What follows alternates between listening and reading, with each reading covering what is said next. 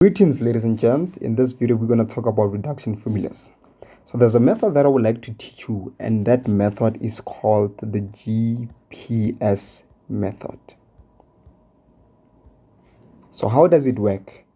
So let me start by drawing off my Cartesian plane that has 4 quadrants. So the first quadrant, this is the first quadrant, and then this is the second quadrant, third quadrant, and the fourth quadrant, right? And in terms of the degrees, this is going to be my 0 degrees. That's the starting point.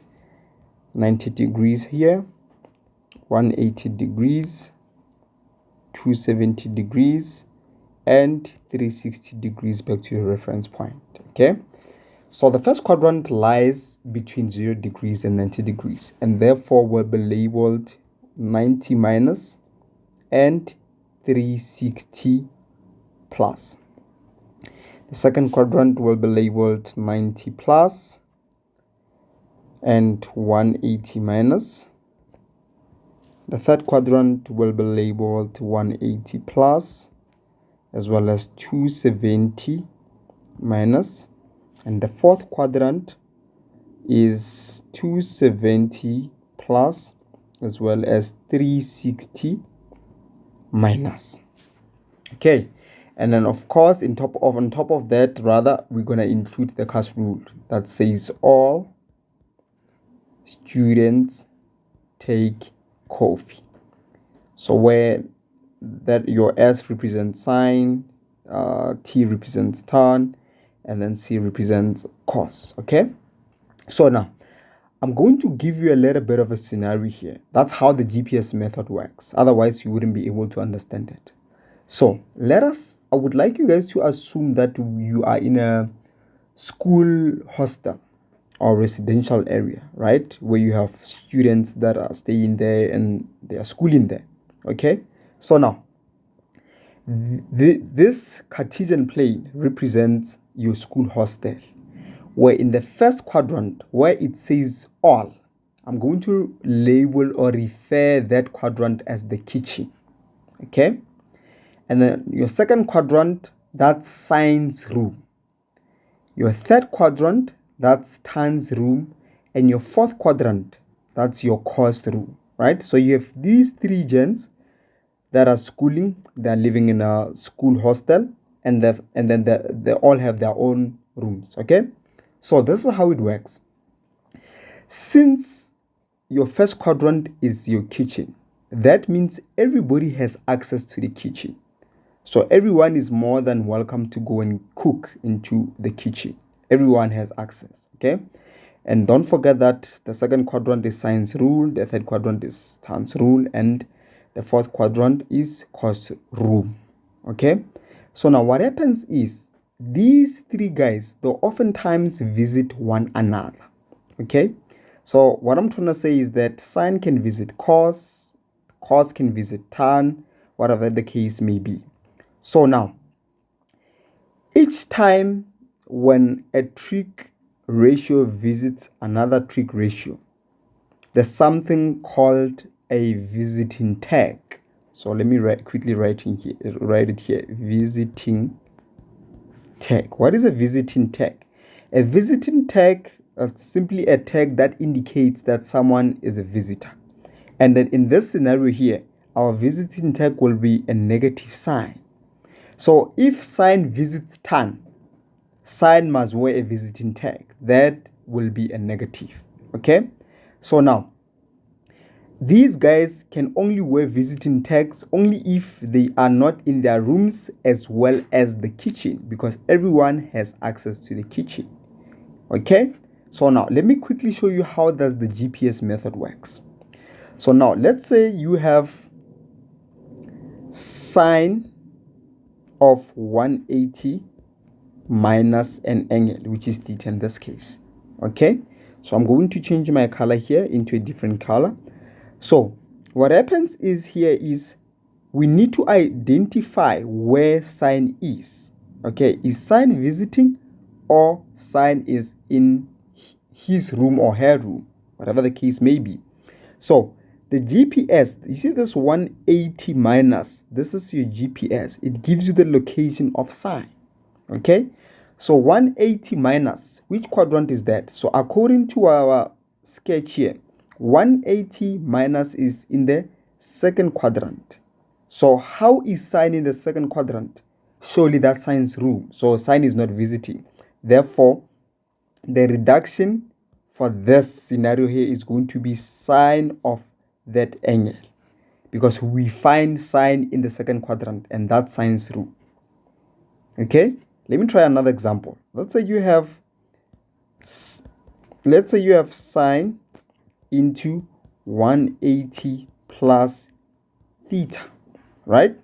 The first thing that you need to identify is the GPS. What is the GPS in this case?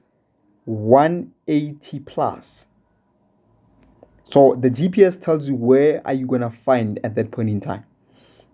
So 180 plus, which quadrant is that? It's the it's the third quadrant. How is sine in the third quadrant? So sine is visiting tan. So sine must wear a visiting tag because sine is visiting. That's why the answer for this scenario here is going to be minus sine of an angle. Why sine? Because sine is visiting. Let me take another example. So this is going to be my first example, my second example. So with my third example, let's say I have cos of 180 minus theta, and I want to reduce this. So the first thing that you need to determine is the location, the GPS. So the GPS tells you that you have 180 minus. Which quadrant is that? So according to my sketch here, 180 minus is in the second quadrant. How is cos rather in the second quadrant? Cos is visiting. So cos must wear a visiting tag, which is a negative sign. So the answer will be negative cos of that angle. Okay, so let me take another example here. The fourth example.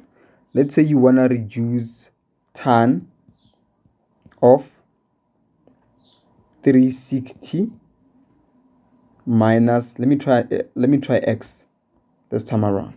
So we want to reduce this. You ask yourself a question. What does the GPS say? The GPS says 360 minus. So according to our sketch here, which quadrant is that? 360 minus is in the fourth quadrant. So how is tan in the first quadrant? That means tan is visiting. So tan must wear a visiting tag, and that's a negative. So the answer will be negative tan of the very same angle. Right? So let me take something completely different from these four examples. Let's say, for instance, you have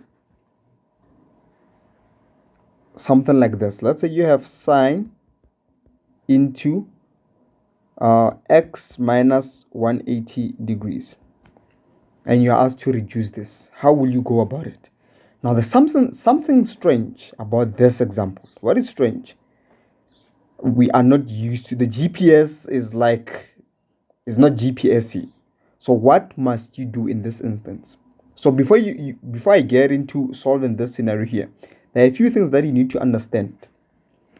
The first thing is you should know that sine of a negative angle is equals to negative sine of that angle, right? You should also know that tan of a negative angle is equals to negative tan of that angle. And you also should know that cos of a negative angle is equals to cos of that angle. So I need you to hold on to this. Now, coming back to solve this. So here, you can't find the GPS. So what must I do in order for me to find the GPS? You need to rearrange. You need to arrange this. The question is, how do you then arrange this?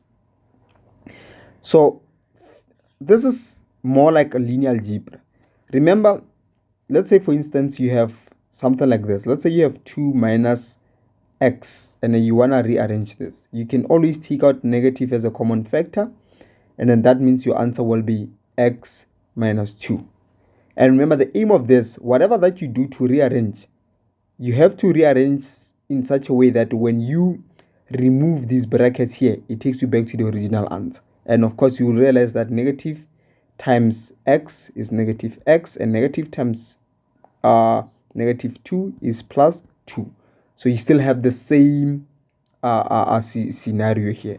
So now, this is what you need to do to deal with a scenario of this nature. Okay? So let's apply that. You need to rearrange this. So how do you arrange it? So you're going to have sine into, now you have to take out a negative as a common factor, then arrange whatever that you have inside the brackets. So that means you're going to have 180 degrees minus x. This is what you have. And then now you notice that it says you have sine into negative of whatever that you have inside the brackets. So according to our first rule here, sine of a negative answer, or rather sine of a negative angle is equals to negative sine of an angle. So simplifying this further, you're going to have negative sine into 180 minus x. Aha. So what do you have left now? You have your GPS. And the GPS says 180 minus. Now, if you go back to your sketch here, which quadrant is that? 180 minus is your second quadrant.